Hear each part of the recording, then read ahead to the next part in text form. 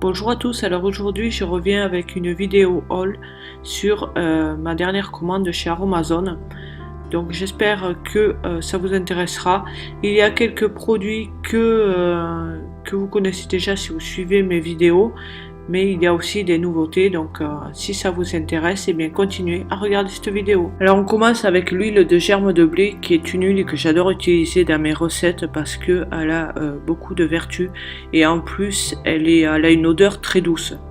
Donc déjà elle est très riche en vitamines E et en plus elle protège les cellules, les tissus, donc c'est un anti-âge, elle prévient le vieillissement de la peau.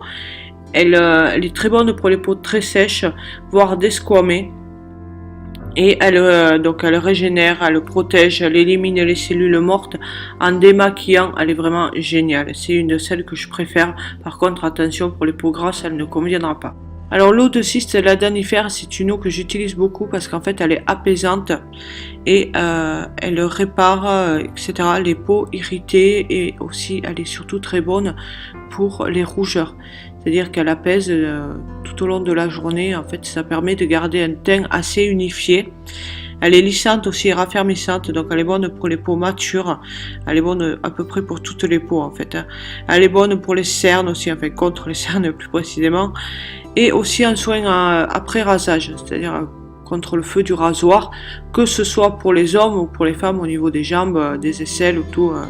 Disons que voilà, elle calme vraiment de façon générale en fait toutes les petites irritations tout qu'on peut avoir, et c'est pour ça que j'aime beaucoup cette eau parce que elle tient ses promesses tout simplement.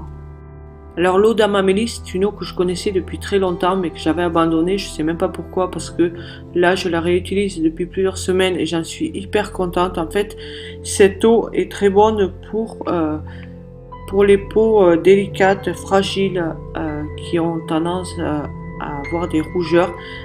Elle est bonne pour la microcirculation en fait, et elle purifie, elle est astringente, donc elle est bonne également pour les peaux mixtes à grasses. Elle régule l'excès de sébum.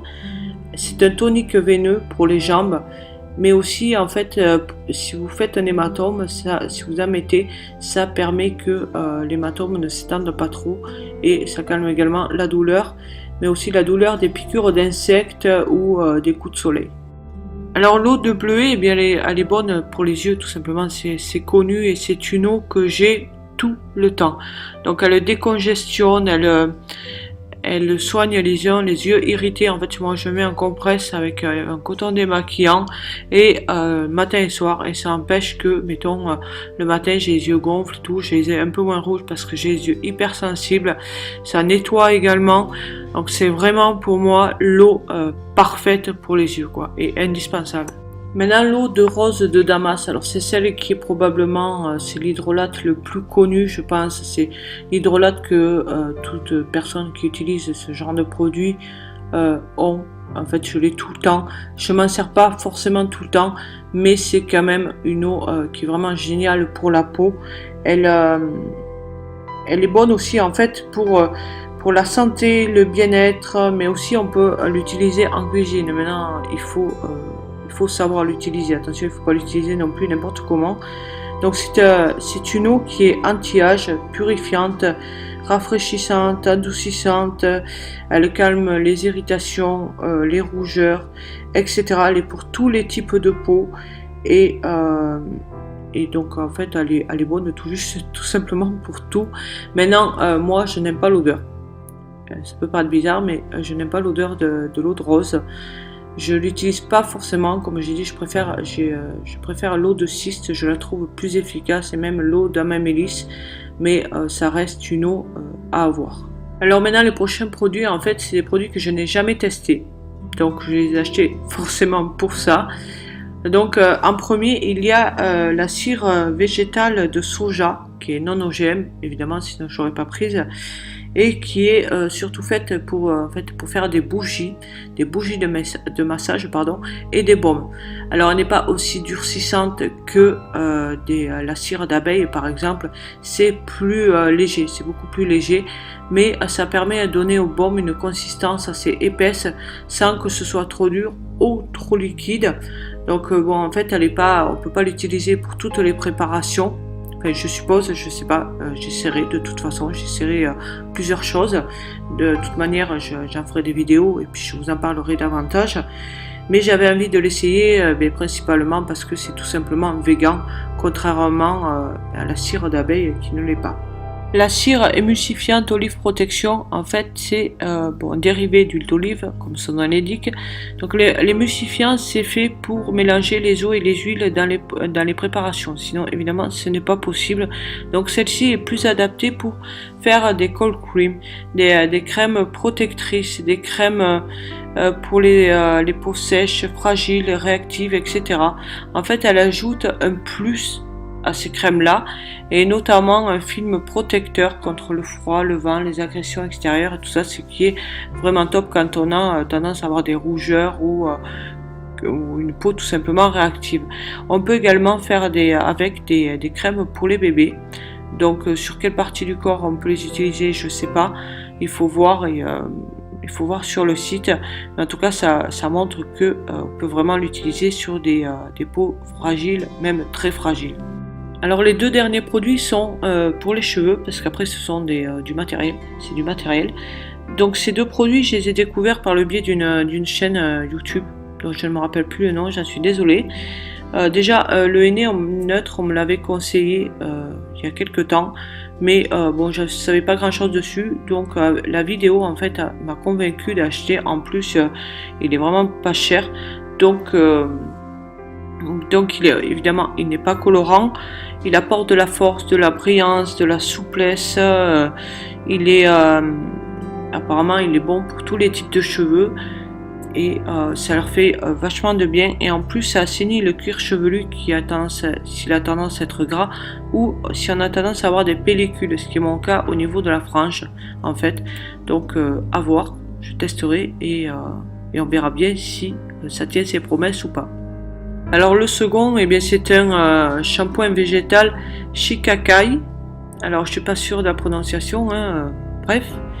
Je vais vous le marquer en dessous, là, ce sera plus simple. Donc je l'additionnerai en fait au henné. Donc il est évidemment, il nettoie le cuir chevelu, etc. Il fait en fait le job d'un shampoing. La différence qu'il est complètement végétal, quoi. Il n'y a pas de cochonnerie dedans. Donc il adoucit les cheveux, il les rend plus soyeux. Il est également bon contre les pellicules et favorise la pousse, le démêlage également, et aussi il est bon contre la chute des cheveux. Donc ce qui n'est pas négligeable, parce qu'on a tendance à avoir des périodes où on perd ses cheveux, ou même pour des raisons diverses et variées. Donc il est également là aussi pour tous les types de cheveux, même colorés. Donc là aussi, si ça tient ses promesses, c'est top. En premier, j'ai pris cette petite spatule Maryse en silicone, donc que je trouve très jolie, et ce sera bien pratique pour mes pots en inox. Puis un pot en plastique de 30 ml, en fait j'en ai pris deux, j'ai déjà utilisé un, et c'est, comme vous pouvez le voir, des pots que j'utilise très souvent. Je suis super contente parce qu'ils sont de très bonne qualité, donc ils sont vraiment pas chers, 70 centimes, voilà, ça vaut vraiment le coup. Et ce bol en inox de 100 ml, parce qu'en fait j'avais que celui de mon appareil pour le bain-marie, donc j'en ai pris un. En fait j'étais surprise parce que c'est super épais et ça m'a l'air vraiment de la très bonne qualité. Donc voilà, je trouve que là aussi les prix sont vraiment raisonnables. En avant-dernier, bien, c'est une pompe spray que vous pouvez adapter sur beaucoup de bouteilles, pas que de chez Aromazone, ce qui fait que vous pouvez récupérer en fait des bouteilles.